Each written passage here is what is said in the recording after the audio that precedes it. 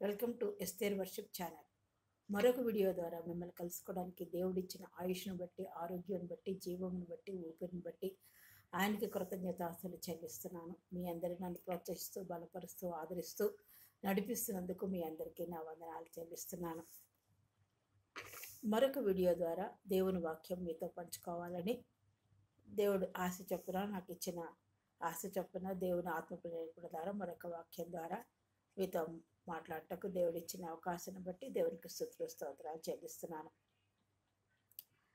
హెబ్రీలకు రాసిన పత్రిక 12వ అధ్యాయం 13వ వచనం చూసుకుంటే, కాబట్టి సడలిన చేతులను సడలిన మోకాళ్ళను బలపరచుడి, మరియు కుంటికాలు వెనకక బాగుపడు నిమిత్తము మీ పాదములకు మార్గములను సరళము చేసుకోండి. చిన్న ప్రార్థన చేసుకుందాం. అత్యంత మహాపరిశుద్ధులను, ప్రేమమయుడు, కృపామయుడైన దయామయుడైన ప్రభు, మరొకసారి నీ పాద సన్నిధానంకి వస్తున్నాను నాయన.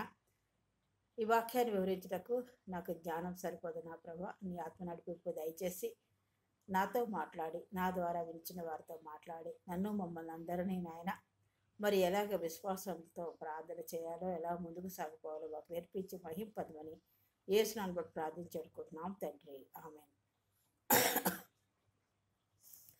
ఈ వాక్యం ఏం సెలవిస్తోందంటే, మన విశ్వాసంలో ఎలాగ ఉండాలి, అనేకమైన పరిస్థితులు వచ్చినప్పుడు మనం అలా ప్రార్థన చేయాలి. అనేకమైన శోధనలు, నానా విధమైన శోధనలు, మనం ఎదిరించలేని భయంకరమైన సమస్యలు వచ్చినప్పుడు మనం ఎలాగా ప్రార్థనలో, విశ్వాసంలో ముందుకు సాగిపోవాలో తెలియచేస్తుంది అన్నమాట. మన విశ్వాసం చేతుల్ని పైకెత్తాలంటే చేతులు పైకెత్తి మోకాళ్ళలోనే ప్రార్థన చేయాలని, దృఢంగా, నమ్మకంగా, విశ్వాసంతో ప్రార్థన చేయాలని ఈ వాక్యం ద్వారా దేవుడు మనని హెచ్చరిస్తున్నాడు. ఒక్కోసారి మన విశ్వాసం ఎలాగుంటుందంటే అలసిపోతూ ఉంటాం. ప్రార్థన చేసి చేసి చేసి మన విశ్వాసం సడిలిపోతూ ఉంటుంది, నిరాశ పడిపోతూ ఉంటాం. మన ప్రార్థనలో అప్పుడు ఏమిటంటే చేసి ఉన్నాం, ప్రార్థన చేస్తూనే ఉన్నాం, రోజు చేస్తున్నాం, నెలల తరబడి చేస్తున్నాం, సంవత్సరాల తరబడి చేస్తున్నాం, కొన్ని జరగటం లేదు, ఎందుకు ఇది అవ్వటం లేదు అని మనం ప్రార్థనలో తగ్గిపోతాం. మన ప్రార్థనలో పట్టుదల తగ్గిపోతుంది, ప్రార్థన చేయాలనే ఆసక్తి తగ్గిపోతూ ఉంటుంది అన్నమాట. అలా కాదు, ఇక్కడ మనం అర్థమయ్యేది ఏంటంటే, మనం అలా ఉండకుండా ఎంత నిరుత్సాహంగా ఉన్నప్పటికీ, పరిస్థితులు ఎంత ప్రతికూలంగా ఉన్నప్పటికీ కూడా ప్రతి చిన్న అడ్డంకిని, ప్రతి సమస్యని సాగిపోవాలంటే, దాటుకుని సాగిపోవాలంటే భయపడకూడదు అని సెలవిస్తుంది అన్నమాట.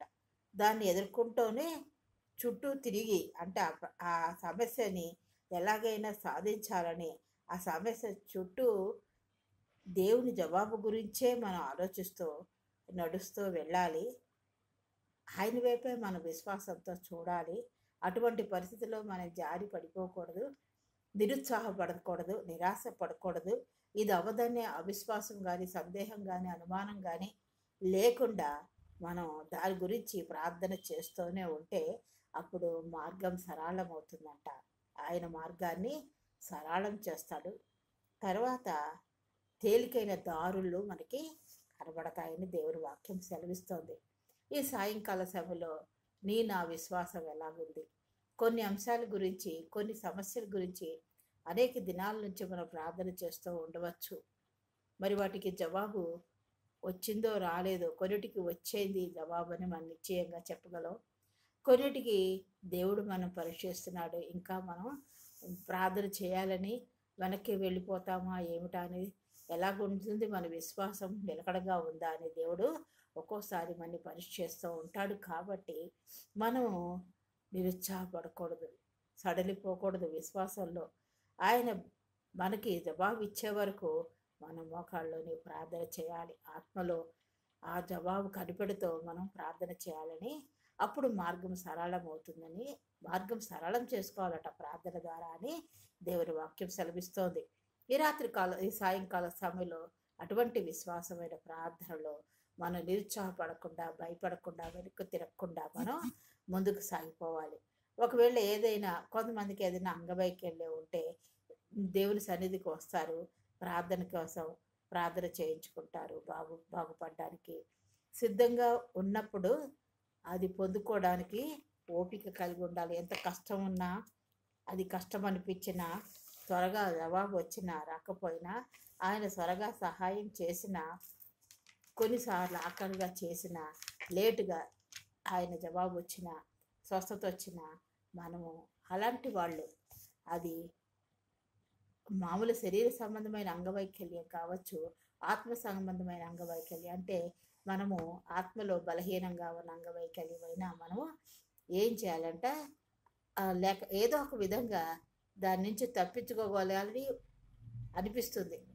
ఎందుకు ఈ ప్రార్థన ఇది అవ్వడం లేదు, ఎందుకులే ఈ టైం వేస్ట్ అయిపోతుంది, ప్రార్థన చేస్తున్నాం నీరసపడిపోతుంటాం, ఇది అవ్వడం లేదు అని ఎటువంటి అంగవైకల్యం ఉన్నా, శరీర సంబంధమైన ఆత్మ సంబంధమైన ఏదైనా కూడా నేను నిరుత్సాహపడకూడదు.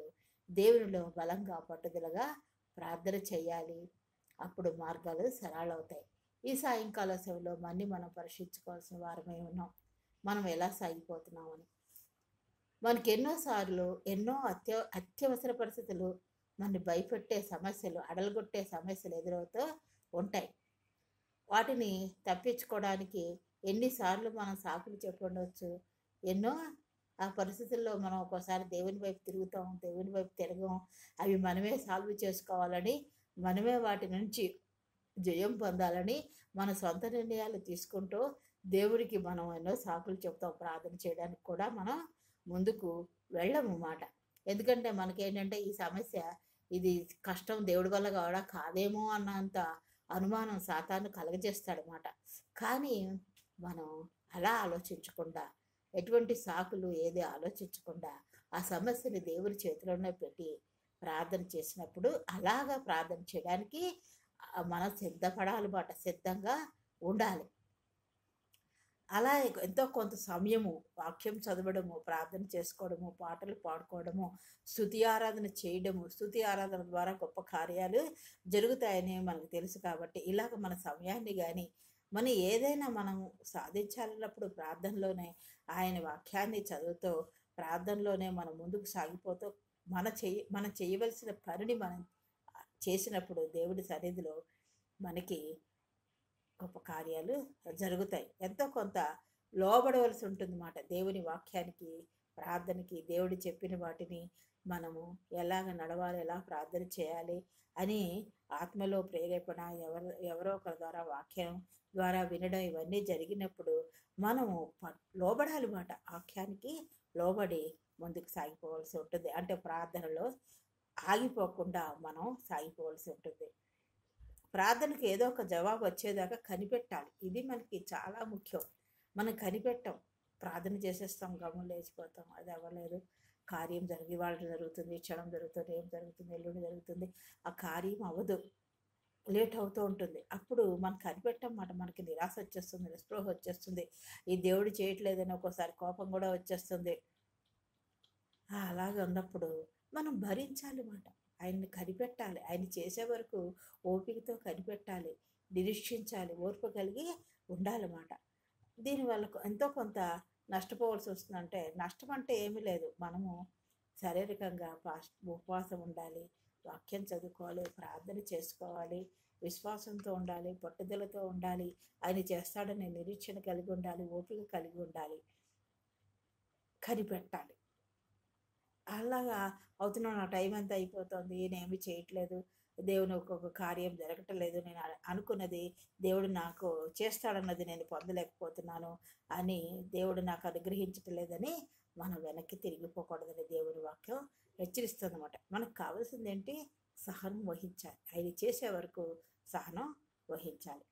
దేవుడు ఏమంటున్నాడంటే, వేలాడిపోతున్న మన చేతులు బలహీనంతో కిందకు ఉంచేస్తాం, ప్రార్థన చేసుకోం, వాటిని పైకెత్తమంటున్నాడు. వరద లాంటి సమస్యలు, తుఫాను లాంటి సమస్యలు సూటిగా వస్తున్నాయి, మనకు వస్తూనే ఉన్నాయి. వరదలు లాంటివి, తుఫాను లాంటి సమస్యలు వస్తూ ఉంటే వాటి ద్వారా మనం సాగిపోవాలని దేవుని వాక్యం హెచ్చరిస్తున్నాయి. మన కళ్ళంట అన్ని ఒక సమస్య వైపు ఉండకూడదు. మన కళ్ళు సమస్య వైపు ఉండకూడదు. సమస్యని జయించడానికి శక్తినిచ్చే దేవుని వైపు, యేసు వైపు మన కళ్ళు చూడాలని దేవుడి వాక్యం సెలవిస్తుంది అనమాట. వాళ్ళు మన ఇశ్రాయేల్ ప్రజలు ఎర్ర సముద్రం పాయలైనట్లు మన సమస్యలో మనకి జయం వచ్చేస్తుంది. యోర్దాను నది దారిచ్చినట్లుగా మన సమస్యలో మార్గం తెరవబడుతుంది, ద్వారాలు తెరవబడతాయి మాట. ఎర్ర సముద్రం పాయలైనట్లుగా అనేక ఆ శోధనలో లేకపోతే ఆ సమస్యల్లో దేవుడు మనకు విడుదలిస్తాడు.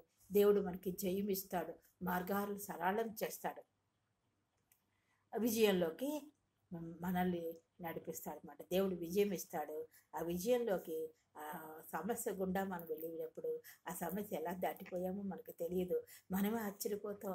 ఈ సమస్య ఇంతకాలం నేను భరించాను, ఇంతకాలం ప్రార్థన చేశాను, వీళ్ళు ఎలాగా జయం వచ్చేసింది, ఒక క్షణంలో ఇంతకాలం చేసింది ఒక క్షణంలోనే, ఒక రోజులోనే ఆశ్చర్యకరంగా దేవుడు నేను ఆశించిన దానికంట అద్భుతమైన విజయం ఇచ్చాడని మనం ఆశ్చర్యపోతూ ఉంటామట. అటువంటి విజయంలోకి దేవుడు నడిపిస్తాడు. మన కాళ్ళు దారి తప్పిపోనకూడదు. యేసు ప్రభు అనే ఆ దారిలోనే మనం వెళ్ళాలి. యేసు ప్రభు చూపించే మార్గంలోనే మనం వెళ్ళాలి. మన విశ్వాసము బలపడనివ్వాలి. ఆయన యందే మన విశ్వాసము బలపడనివ్వాలి. ధైర్యంగా సాగిపోవాలి. మనకి దేనికి లొంగని సమస్యలు ఏది ఉండదు. మనకి కష్టం, కానీ యేసుప్రభు వారికి సాధ్యం. ఆయనకి అసాధ్యమైనది ఏది లేదు. ఆయన ద్వారా మనం లొంగిపోవలసిన సమస్య ఏమీ లేదు. ఎందుకంటే మన సమస్యల్లో ప్రాబ్లమ్స్ అన్ని శోధనలు అన్నిటిలోనూ విజయం ఇచ్చేవాడు ఆయన. కాబట్టి ఆయన వైపు మాత్రమే నువ్వు చూసి సాగిపోవాలి. ఏ ప్రదేశంలోనూ నీకు అలవ కాని సైతాను బలం, ఏ సమస్యలోనూ సైతాను బలం జయం సాధించదు. సైతానుకి బలం ఉండదు. ప్రతి ప్రదేశంలోనూ, అంటే ప్రతి సమస్యలోను, ప్రతి శోధనలోను, ప్రతి కష్టంలోను, ప్రతి బాధలోను, ప్రతి నిందలోను, అవమానంలోను, కష్టాలు, కన్నీళ్ళు, బాధలు అన్నిటిలో కూడా ఆయన మనకి జయమిచ్చి దేవుడు ఉన్నాడు. ఆయన మాత్రమే మనని బలపరిచేవాడు, మనకి జయం ఇచ్చేవాడు. కాబట్టి మనం ఏమో అనుసరించాలి. ఇది మనకు ఎంతో ప్రయోజనకరం. ఆయన వైపు చూసి వెళ్ళే మార్గం మనకి ఎంతో ప్రయోజనకరం. నిరుత్సాహాన్ని పట్టించుకోవద్దు. ఒక స్టీమరు కదులుతుంటే, ఆ నదిలో కాళ్ళ కదులుతూ ఉంటే ఎలా నీటిలో దారి చూస్తూ ముందుకు సాగిపోతుందో, ఎండైనా వానైనా సముద్రం ప్రశాంతంగా ఎలా ఉంటుందో, అలలు రేగుతున్న సరుకుని గమ్యానికి చేర్చాలనే గురి మాత్రమే ఆ స్టీమర్ నడిపే నావికుడికి కానీ, లేకపోతే ఆ స్టీమర్ వెళ్ళే, ఆ సముద్రంలో వెళ్ళే ఆ స్టీమర్ కానీ దాని గురి ఏంటంటే గమ్యానికి చేర్చడమే దాని యొక్క గురి. మన గురి ఏంటి? ఆ సమస్యల గుండా, ఆ శోధనల గుండా, ఆ అసాధ్యమైన పరిస్థితుల గుండా, ఆ కష్టాల గుండా, ఆ శోధనలు, నష్టాల గుండా మనం ప్రయాణిస్తున్నప్పుడు ఆ దారిని సరళం చేసేవాడు, మన పాదాలు నిలబెట్టేవాడు, శ్రమగా ఉంచేవాడు ఆయన. కాబట్టి ఆయన వైపు చూస్తూ ప్రార్థన చేసుకుంటూ మన పాదాలు స్థిరముగా ఉంచుకున్నప్పుడు, విశ్వాసంతో, పట్టుదలతో, సహనంతో, ఓర్పుతో ప్రార్థన చేసినప్పుడు దేవుడు తప్పక విజయం ఇస్తాడు మీకు, నాకును. కాబట్టి ఇక్కడ మనం చూసుకుందాం. అపొస్తలులు 14:7 చూసుకుంటే, అపొస్తలుల కార్యాలు 14:7 ఒకసారి చదువుకుందాము.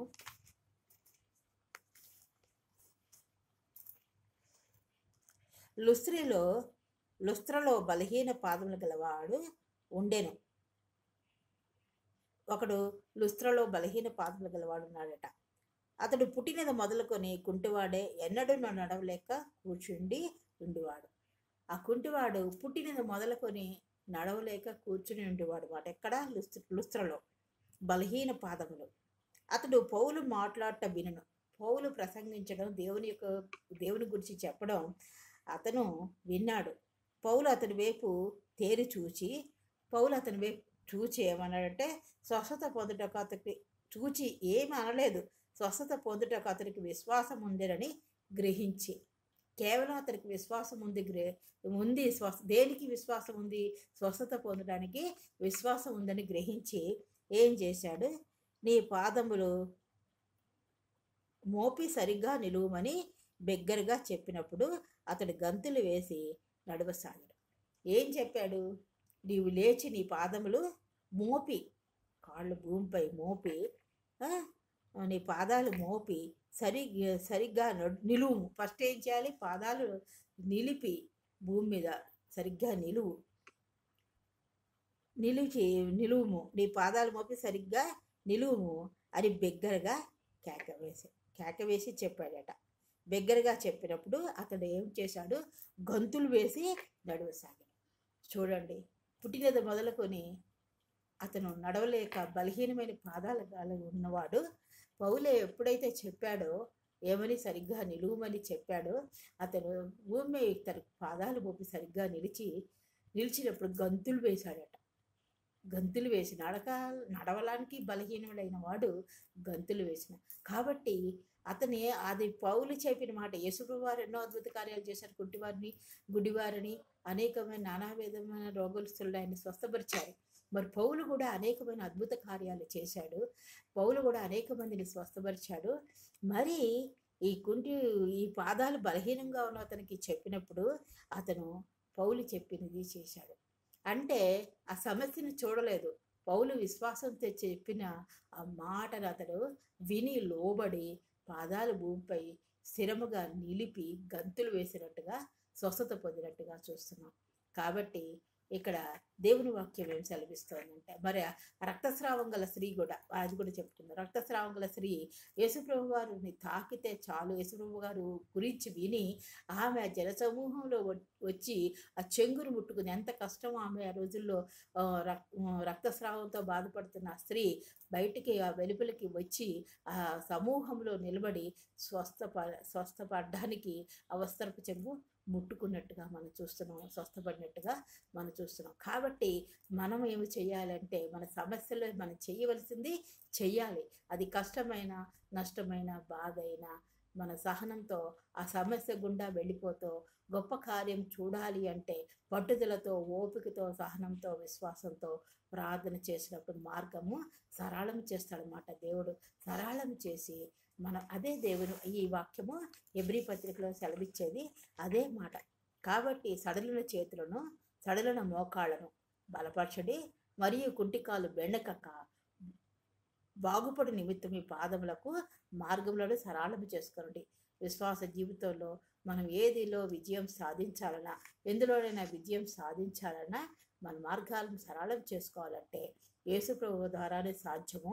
అది మన ప్రార్థనతో, ఓపికతో, సహనంతో, విశ్వాసముతో, పట్టుదలతో మనము ప్రార్థన చేసుకుంటూ వెళ్ళినప్పుడు తప్పనిసరిగా ఆయన గొప్ప కార్యం చేస్తాడు. ఎటువంటి పరిస్థితుల్లోనూ మనం నిరుత్సాహపడకూడదు, వెనుకకు తిరగకూడదు, మన ధైర్యాన్ని వదలకూడదు, పట్టుదలను వదలకూడదు, సహనాన్ని వదలకూడదు. ఆ సమస్యల గుండా వెళ్ళి జయం సాధించుకోవాలి. యేసు ప్రభు ద్వారా జయాన్ని పొందాలని దేవుడి వాక్యం సెలవిస్తోంది. ప్రార్థన చేసుకుందాం. అత్యంత మహాపరిశుద్ధులను, ప్రేమామడి, కృపామడి, దయామడి విడ ప్రభు, మీ అపరంజి పాదములకు లెక్కలేని స్తుతులు, స్తోత్రాలు, వందనాలు చెల్లించుకుంటూ ఈ సాయంకాల సమయం మరొకసారి మీ పాద సన్నిధానికి వచ్చినైనా మీరు నాయన సెలవిచ్చిన వాక్యాన్ని బట్టి మీకు వందనాలు ప్రభు.